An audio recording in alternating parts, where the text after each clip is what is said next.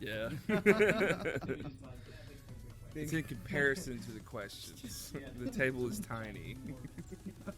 My name is Cole. I'm obviously not Andrew, because if so, I would be out of frame. He is out of town this week on vacation.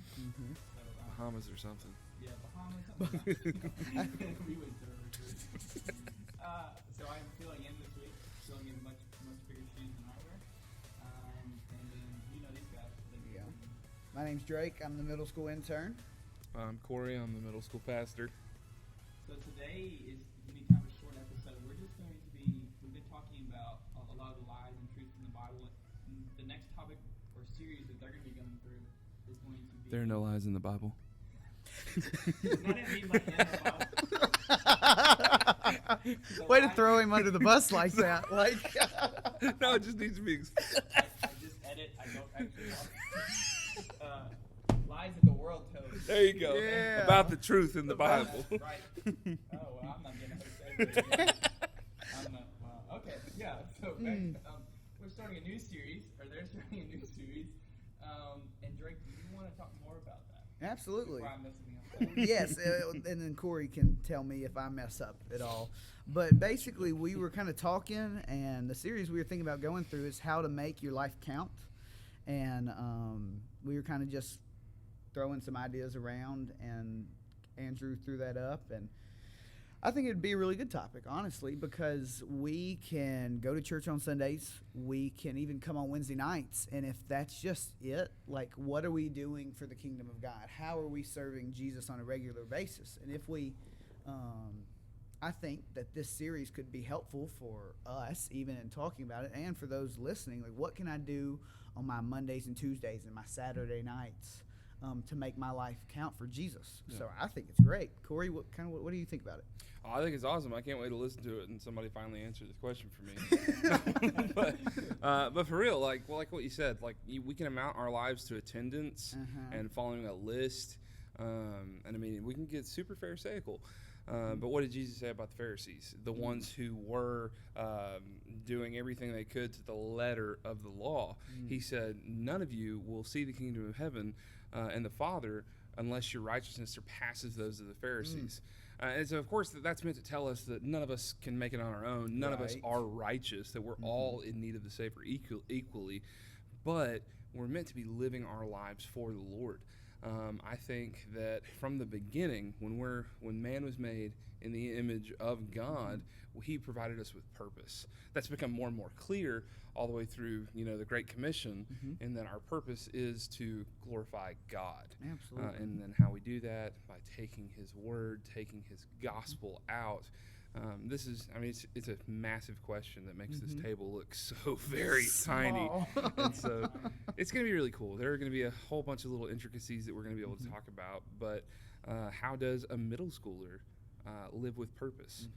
How do I make my life worth it? Is it just to obey my parents and do as good as I can on that test and, get out in right field and, hope I'm facing the right direction? But it's going to be cool. There's going to be cool stuff to talk about. Yeah, I think the biggest thing for me as far as the middle school and high school is it's easy to live life and just go through the motions and not live purposely. It's too easy to do that now. Yeah. You look up and it's like, that was 6 months ago when I did that. So I think this will be good for people to lock in and live with purpose, live intentionally in our Christian walk. We're all called to share the gospel, to live our lives to be more like Christ.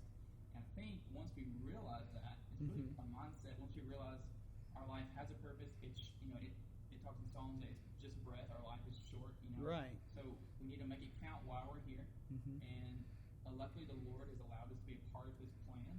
And we're super lucky to do that. So we should be intentional about it and make the most of our time on earth. Absolutely. Yeah, and it's the Lord gives us passions, and there are things that we get to enjoy that maybe aren't exactly like what youth ministry, for instance. It's not in the Bible the way that we have it lived out here. Right.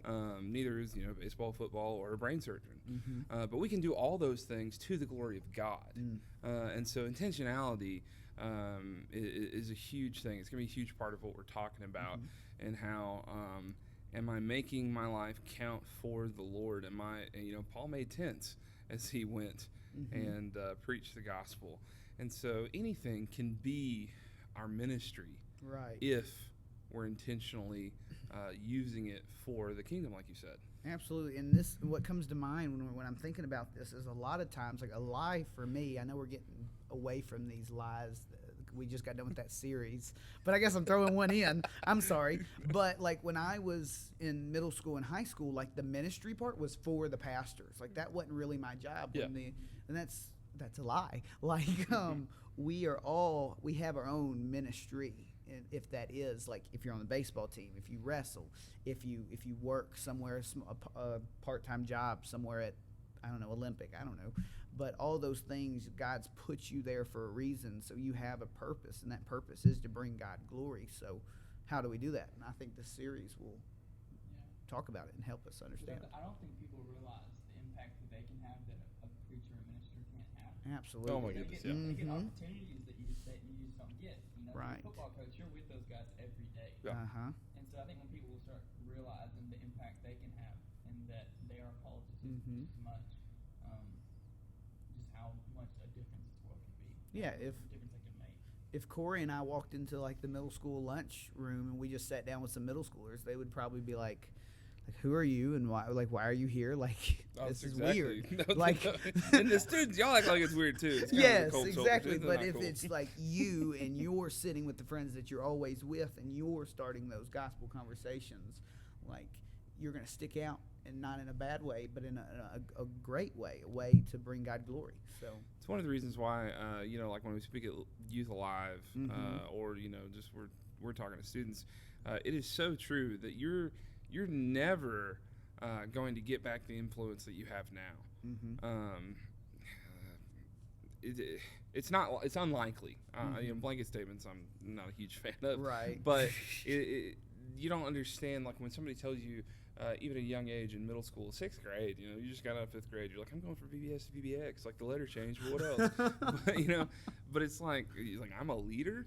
And you were explaining to students all the time, like, do you not see, like, that other students are following you? And sometimes it is. It's hard to see when it's you. But stop and think about the influence that you have. But then on top of that, what are you using that influence for? Is it just to clown around and be popular and get along with everybody? Or are you going to speak out the truth that you know? Like, I don't know everything. We talked about this. They're going to see in the VBX stuff that we've made. Like, we don't know everything. Right. We don't know the answers to everything. But we don't have to. All we have to do is be able to speak on and out the truth that we know. Are we doing that? Are we being intentional with how we live our lives? Or are we just there to play baseball? right. Are we just there to be the band? Or are we there to take a gospel that has eternal benefit or consequence to the people that need it? Yes. I love it. It's going to be a great topic, and we're super excited, or I know these guys are, because I won't be back here anymore. They're not letting me understand. He'll be standing right there, like just. Behind the camera. Dude, I'll swap out. I'll tag. So let's end today with something a little more fun. Okay. This is more of a pilot. Let's go around. Tell me one thing, and if you're watching this, please comment below. One thing that you did this past week that was fun. Maybe do it with family or whatever it was. Okay. Or an interesting story. How about that? Cool. Well, mine would be I've been helping Brody Starnes move, like his parents move. Get out of here! Oh, And, no, I'm kidding. So his parents are moving to a new house. Well, they are going in the middle of nowhere. They can't get internet from Ritter or AT&T. Like, I don't know how they're going to get internet, but they had us put up this dish to where they can get some kind of cable to where they can watch some kind of old TV channels or whatnot. And Brody and I were in the attic for hours in this heat, and we were sweating, and we'd have to go up Did and Mom down. lock the door? Oh, up and down. Never mind. And we'd be yelling to each other through the walls. And a project that probably would take an expert 30 minutes took us 3 hours. So it was a lot of fun, made memories, and sweat a lot. So yeah. Me? Okay. Man, I had John DeBerry and Heather, his wife, and their little boy Jackson. I think he's 3. We had them over this weekend, and it was just good for my soul and for Olivia's. At some points, we did nothing but sit in my house and be too hot because it's ridiculously warm and my AC can't keep up with it. But it's just good. We just hung out. We played some games. Olivia and Heather went and took Jackson and picked some peaches, which if you're an uncivilized savage, you apparently you may wash it, but you don't peel it. Like, how can you stand that fuss? I don't get it. Like, I don't know. I'm in the minority even here at this tiny table, but like, man, you gotta peel that mess. Like, who buys? It's not an apple. You just eat straight through it. Like, yeah, you can't handle it. Like, okay, if y'all are gonna make a cobbler, do you leave? Like, well, y'all are gonna make a cobbler, but if someone you know is gonna make a cobbler, or do you just mash that up? Just leave that skin on there. You know? No, you peel it. Do you peel it or do you cut it in half and scoop it out? Oh, like I can't say. Like, oh, I'm wearing this leather jacket. Might just take a nibble. That's what that. You know. Yeah, right. That's it, man. What about you, Cole? What'd you do? Mine's pretty boring this week, but I will talk about something I've played before because I feel like it relates to something stuff y'all deal with that I guess I haven't dealt with in a while. But my little sister had a bunch of 16-year-olds over. Oh, God bless you. We went. She plays volleyball in Alabama, so we went to Alabama for them to follow us back. They were driving. The parents didn't want them to drive by themselves all the way here. So I'm leading the pack. Okay. I pull out. I lose a girl right off the bat. She goes the opposite way. I'm like, you're going first to Alabama, Mississippi is this way. And so I'm sitting there like, we're pulling the girls, where is she at?